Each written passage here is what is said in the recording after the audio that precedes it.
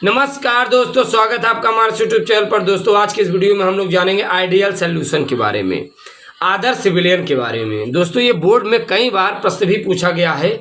आदर्श विलयन अनादर्श विलयन की विवेचना कीजिए, कभी कभी पूछ लेता है आदर्श विलयन अनादर्श विलयन, टिप्पणी लिखिए। कभी कभी प्रश्न बना देता है आदर्श विलयन अनादर्श विलयन है क्या, किसे कहते हैं। बच्चों बड़ा सिंपल है, आप देखिए यहाँ पर है क्या, आदर्श विलयन। अब आप इमेजिन करिए कि सृष्टि पर, इस पृथ्वी पर कोई चीज आदर्श है, कोई चीज आदर्श चीजें हैं नहीं। इमेजिन है, आदर्श मतलब पूरी तरह क्या होता है बच्चों, सही, सत्य। यानी कोई चीज आदर्श है नहीं, आदर्श से काल्पनिक है। तो यहाँ पर देखते हैं आदर्श विलयन का क्या मतलब है। ऐसे विलयन जो सभी सांद्रताओं पर राउल्ट के नियम का पालन करते हैं उससे आदर्श विलयन कहते हैं। ये देखिए हमने क्या कहा, सबसे पहले प्रकृति में कोई भी विलयन आदर्श विलयन हो ही नहीं सकता। बट प्रकृति में ऐसा कोई यदि विलयन है जो सभी सांद्रताओं पर राउल्ट के नियम का पालन करे, उसे हम लोग क्या कहेंगे, आदर्श विलयन। जरा आप सोचिए बच्चों, प्रकृति में कोई भी चीज ले लीजिए, विलयन ही नहीं, कोई भी चीज आप इमेजिन कीजिए, कोई भी चीज आदर्श है, सोचिए नहीं। कोई भी चीज पूरी तरह सत्य है ही नहीं, ठीक। हाँ, ईश्वर सत्य है तो वो बात अलग है, लेकिन प्रकृति की चीजें बताइए आप, कोई चीज है।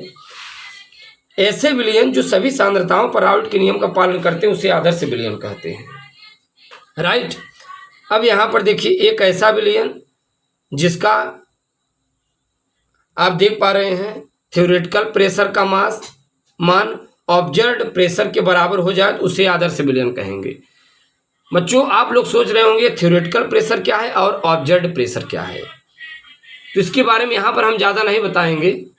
आप फार्मूलता का एक चैप्टर है, वहाँ फार्मूलता का हमने एक वीडियो बनाया है, वहाँ पे आप जाकर देख सकते हैं। वहाँ पर हमने थ्योरेटिकल प्रेशर ऑब्जर्व्ड प्रेशर के बारे थ्योरेटिकल प्रेशर ऑब्जर्व्ड प्रेशर के बारे में बताया हुआ है, ठीक।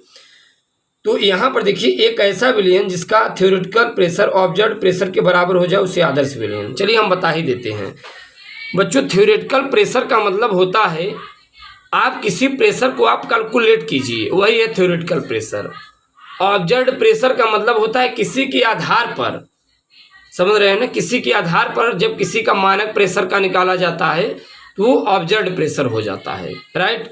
तो ऐसा विलयन जिसका थ्योरेटिकल प्रेशर का जो मान होता है ऑब्जर्व्ड प्रेशर के बराबर हो जाए उसी को हम लोग आदर्श विलयन कहते हैं। तो यहाँ पे आप देखिए theoretical pressure equal to P1 plus P2, right. यानी थ्योरेटिकल प्रेशर का मान ऑब्जर्व्ड प्रेशर के इक्वल भी है। यहाँ पर देखिए theoretical pressure P1 not into x1 plus P2 not into x2, यहाँ थोड़ा मोर प्रभाव संबंधित कर दिया है। चलिए तो ये चीज़ें आपको ध्यान में रखना है। आदर्श विलयन की जब भी बात आए तो थ्योरेटिकल प्रेशर के जो वैल्यू होता है उसे ऑब्जर्व्ड प्रेशर के इक्वल रखना है। तो ये एक फार्मूला होता है राउल्ट के नियम का, ये हम लोग राउल्ट के नियम में सीखेंगे। यहाँ पर आप देख पा रहे हैं एक एक पॉइंट करके जानेंगे। किसी शुद्ध मिश्रण का जो डेल्टा एच होता है वो क्या होता है, शून्य होता है। अगर आदर्श होगा तब, आदर्श कोई चीज है, आदर्श विलयन है और वो शुद्ध मिश्रण है तो चेंज इन डेल्टा एच क्या होगा, जीरो होगा, शून्य होगा। अब आप लोग सोच रहे होंगे ये कैसे। यहाँ पर देखिए सपोज मान लीजिए हमारे पास कोई मॉलिक्यूल्स है, यहाँ पर देखिए सपोज मान लीजिए हमारे पास कोई मॉलिक्यूल है, ये आप देख पा रहे हैं, ये कोई चीज़ है, ए है, ए सिंगल बॉन्ड है यानी कि ए मॉलिक्यूल्स है, और यहाँ पर बी है, ये बी है, और यहाँ पे एरो मार्क, जब ए जुड़ेगा बी में तो क्या हो जाएगा, 2AB हो जाएगा, राइट। तो यहाँ पर इसका भी कितना है रिएक्टेंट, इसका कितना है रिएक्टेंट, इस ए की वैल्यू का 15 है, और बी का वैल्यू का कितना है डेल्टा एच 15 है। तो यहाँ पर देखिए 15 कितना हुआ, 30 हुआ। और यहाँ पर आप देख पा रहे हैं, यहाँ पर देखिए मॉलिक्यूल तो एक है ना, बट यहाँ पर ये दोनों जुड़ेंगे 2 हो जाएंगे तो 15। देखिए यहाँ पर इस वैल्यू का भी वैल्यू कितना है, 15 है, इसका भी डेल्टा एच कितना है, 15 है, और इस ए बी का भी वैल्यू कितना है, 15 है। तो 2 का जब मल्टीप्लाई करेंगे 30 हो जाएगा। तो यहाँ 30 है, यहाँ 30 है, 30 में 30 माइनस करेंगे कितना आएगा, 0 आएगा। ये आप देखिए तो यहाँ पर बच्चों डेल्टा एच क्या आया, 0 आया। डेल्टा एच क्या है बच्चों, डेल्टा एच एक एंथैल्पी है, एक एंथैल्पी बच्चों होता है मानक, ठीक। यानी इस मॉलिक्यूल को तोड़ने के लिए आपको 15 जूल ऊर्जा देनी पड़ेगी। इसी भी तोड़ने के लिए आपको 15 जूल देना पड़ेगा। इसे ए बी को तोड़ने के लिए 15। अब यहाँ पर देखिए 2 है तो 15 दूना 30 देना पड़ेगा। 30 यहाँ रिएक्टेंट में, 30 प्रोडक्ट में, 30 में से 30 जब आप माइनस करेंगे डेल्टा एच का वैल्यू कितना आ जाएगा, 0 आ जाएगा। अब यहाँ पर देखिए सेकेंड पॉइंट क्या कहता है, यदि ए व बी के बीच अंतरा आणविक आकर्षण बल ए बी के समान हो तो यह आदर्श विलयन हो जाएगा। वाह, ये देखिए आप, यदि ए यानी ये देखिए ए व बी यानी ए कोई मॉलिक्यूल्स है, बी कोई मॉलिक्यूल्स है के बीच अंतरा आणविक आकर्षण बल ए बी के समान हो तो यह आदर्श विलयन बनता है। यानी ये इन दोनों का वैल्यू इसके समान हो जाए तो आदर्श विलयन हो जाएगा। यहाँ पर देख पा रहे हैं, यही हमने अभी सिद्ध किया। कुछ एग्जाम्पल्स हैं जो कि मिश्रण होते हैं, उन्हीं को हम लोग आदर्श विलयन कहते हैं, जैसे C6 बेंजीन और आप देख पा रहे हैं टॉलुइन का जो मिश्रण होता है आदर्श विलयन होता है, आदर्श solution. C2H5Br ethyl bromide, C2H5Cl यानी एथिल क्लोराइड का जो विलयन होता है आदर्श विलयन होता है। राइट, यहाँ पर आप देख पा रहे हैं एन हेक्सेन, एन हेप्टेन का जो विलयन होता है उसी को हम लोग क्या कहते हैं, आदर्श विलयन कहते हैं। राइट बच्चों, यहाँ पर आप देख पा रहे हैं आदर्श विलयन क्या है, इसके बारे में हमने बताया एक ऐसा विलयन जो सभी सांद्रताओं पर राउल्ट का नियम का पालन करे, उससे हम लोग क्या कहते हैं, आदर्श विलयन कहते हैं। यहाँ पर देखिए तीसरा पॉइंट क्या है, किसी शुद्ध मिश्रण का चेंज इन वॉल्यूम यानी डेल्टा V बराबर क्या हो जाता है, 0 हो जाता है। ये चीज़ें आपको ध्यान में रखना है। किसी शुद्ध मिश्रण का चेंज इन वॉल्यूम यानी डेल्टा V बराबर क्या होगा, 0 होगा। अभी बहुत से आप बच्चे सोच रहे होंगे इसका क्या मतलब है। सपोज मान लीजिए हमारे पास एक कंटेनर में रिएक्टेंट कितना है, 20 ml है, उसी में दूसरा रिएक्टेंट जो है 20 ml है, और ये क्या है, ए है और ये क्या है, बी है। जब प्रोडक्ट बनता है तो दोनों मिलेंगे कितना, 14 40 हो जाएगा। ये सोल्यूशन है, ये भी सल्यूट है, ये भी सल्यूट, तो सल्यूट इक्वल टू सोल्यूशन कितना बना, 40 ml बना। अब इसका डेल्टा भी निकाल लीजिए, चेंज इन वॉल्यूम निकाल लीजिए। कैसे निकालेंगे तो ये आप ध्यान दीजिएगा, विलयन माइनस सल्यूट का आयतन कितना है, सॉल्वेंट का आयतन कितना है, जोड़ देंगे, इससे माइनस करेंगे तो आ जाएगा, मालूम हो जाएगा। देखिए सोल्यूशन का कितना है, 14 40 है, और सल्यूट कितना है, सल्यूट का कितना है, ए का भाग कितना है, 20, सल्यूट बी का कितना है, 20 20 40, चेंज इन वॉल्यूम कितना आ गया, 0। राइट, तो बच्चों ये है आदर्श विलयन।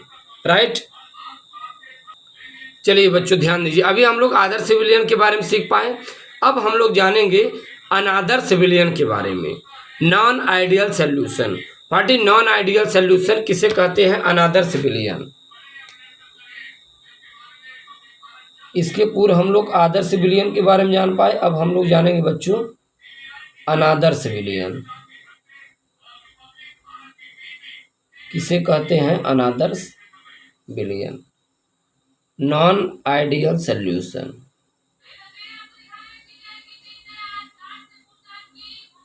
चलिए नॉन आइडियल सोल्यूशन के बारे में जानते हैं बच्चों। जो नॉन आइडियल सोल्यूशन होता है, अनादर्श विलयन होता है, वो कहता है जब कोई विलयन सभी सांद्रताओं पर राउल्ट के नियम का पालन न करे तो उसी को हम लोग कहते हैं अनादर्श विलयन। ये बात आपको समझ में आई।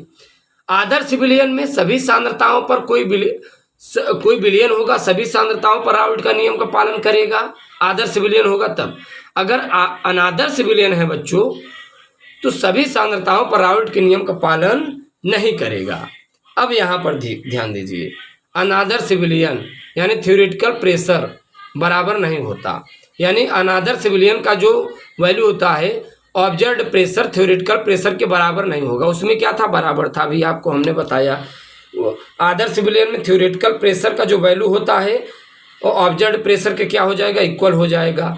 अनादर्श विलयन में थ्योरेटिकल प्रेशर का जो वैल्यू होगा ऑब्जर्व्ड प्रेशर के इक्वल नहीं होगा। अब ध्यान दीजिए, अब इसमें देखिए थ्योरेटिकल प्रेशर कभी कभी क्या होता है, ऑब्जर्व्ड प्रेशर से कम हो जाता है, तो यहाँ पर नॉन आइडियल सोल्यूशन होगा, बट जो वैल्यू होगा वो पॉजिटिव होगा।